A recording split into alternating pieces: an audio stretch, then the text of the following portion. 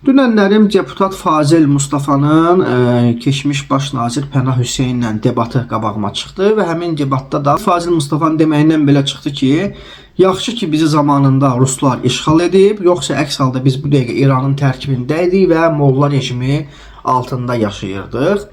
Cəhalət, bataqlıq içində yaşayırdıq. Mən ilk növbədə Fazil Mustafaya demək istəyirəm ki, birincisi bu işğala haqq qazandırmaqdır. İşğalı belə deyək, legitimləşdirilməkdir və bu keçmişdə Rusiyanın, ondan sonra Sovet hökumətinin əsas tezislərindən biri olub ki, bəs biz sizə mədəniyyət gətirmişik, biz sizə inkişaf gətirmişik, siz yoxsa bataqlıqda batırdınız. Yəni bir növ işğalı legitimləşdirirdi və çox təəssüf ki, Fazil Mustafa kimilər də bu günlərim həmən o Rusların tezisindən istifadə edərək eyni təbliğat aparırlar. Və çox biz danışırıq 5-ci kolon, Rusiya falan. Baxın 5-ci kolon bəzən hansısa xarici ölkənin kəşfiyyat orqanlarına işləyən birbaşa agent olmaya da bilər. 5-ci kolon həm də xarici dairələrin təsiri altında bilmədən də onlara dolayısı yolla işləməyərək də 5-ci kolon olmaq olur. Fikirləri insanların əsarət altına düşür və həmin fikirləri də yayaraq həmən o 5-ci kolona xidmət edirlər. Fazil Mustafa da belə şəxslərdən biridir. Burada yəni ümumiyyətlə gətirdiyi arqumentlər çox bəsit və gülünc arqumentlərdir. Həmin dövrdə Qacarlar dövləti zaten Azərbaycan dövləti idi, Türk dövləti idi. Yəni biz İranın tərkibində deyilik ki, həmən sülalə Türk sülaləsi idi, bizim dövlətimiz də Türk dövləti idi. Yaxşı, Fazil Mustafa'nın məntiqi ilə Azərbaycan bu dəqiqə bütün beynəlxalq reytinqlərdə, istər təhsildə, istər səhiyyədə, istər demokratiyada, istər nə reytinq deyirsinizsə, məsələn, Amerikadan bir 50 il geridədir. Almaniyadan da bir 40 il geridədir, düzdür? Onda sabahlarım Amerika gəlib Azərbaycanı işğal eləsə, eyni məntiqlə Fazil Mustafa kimilər çıxıb deyəcək ki, bəs Amerika bizi bəlkə də yaxşı ki işğal eləyib, biz daha da elmi, inkişaf etmiş ölkəyə çevrilmişik. Əks halda biz bataqlıqdaydıq. Yəni həmən eyni məntiqdir yuxarı aşağı.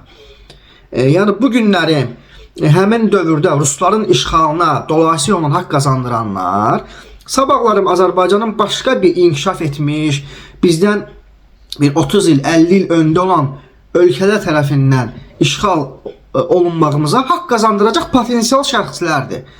Yəni belə insanlar təhlükəlidir və mən çox təəssüf edirəm ki, Azərbaycan parlamentində belə insanlara şərait yaradıblar ki, orada təmsil olunsunlar. Üçüncü məsələ. Fazil Mustafa deyir ki, bəs bu dəqiqə bəlkə də biz İranın tərkibindəydik və yenə də bataqlıqdaydıq, cahillikdəydik.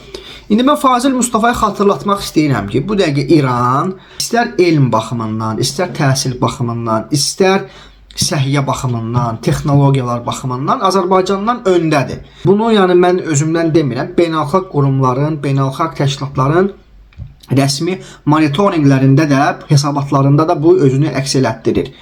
Məsələn, Tehran Universiteti dünyanın 400 ən inkişaf etmiş, ən yüksək bala sahib reytinqləri sırasındadır. Amma Azərbaycanın ən yaxşı göstəricə malik olan universiteti isə ilk 500-lükdə belə deyil. Eyni cürdə məsələn səhiyyə baxa bilərik. Səhiyyədə bu dəqiqə İran tibbi avadanlıqlar istehsal edir, dərman istehsal edir. Biz İrandan dərmanı alırıq. Azərbaycanda bir balaca ağır xəstəliyimiz olarkən harada özümüzü müalicə eləməyə gedirik? İrana gedirik, Türkiyəyə gedirik. Yəni İran bu sahədə də bizdən öndədir. İndi mən buradan Fazil Mustafa'ya səsləndirirəm. İran mı cəhalət bataqlığında qalıb, yoxsa biz mi cəhalət bataqlığındayıq? Yox, əgər Fazil Mustafa insan hüquqları, dünyavi dövlət, demokratiya falanı nəzərdə tutursa, yenə də mən Fazil Mustafa'ya xatırlatmaq istəyirəm ki, beynəlxalq təşkilatları, beynəlxalq qurulmanın hesabatlarına görə həm İran, həm Azərbaycan qeyri-azad ölkələr siyasındadır və avtoritar rejimlər tərəfindən idarə olunan ölkələr sırasındadır. Yəni Azərbaycanla İranın yuxarı aşağı vəziyyəti eynidir. Amma İranın daha bir üstün tərəfi var ki, İranda ən azından deputatlar Fazil Mustafa kimi saxta yolla parlamentə təmsil olunmurlar. Ən azından orada yuxarı səviyyədə bəli, dini rejim kontrolu əlində saxlasa da, amma aşağı seçkilərdə, məsələn bələdiyyələrində, nə bilim parlamentlərində və s.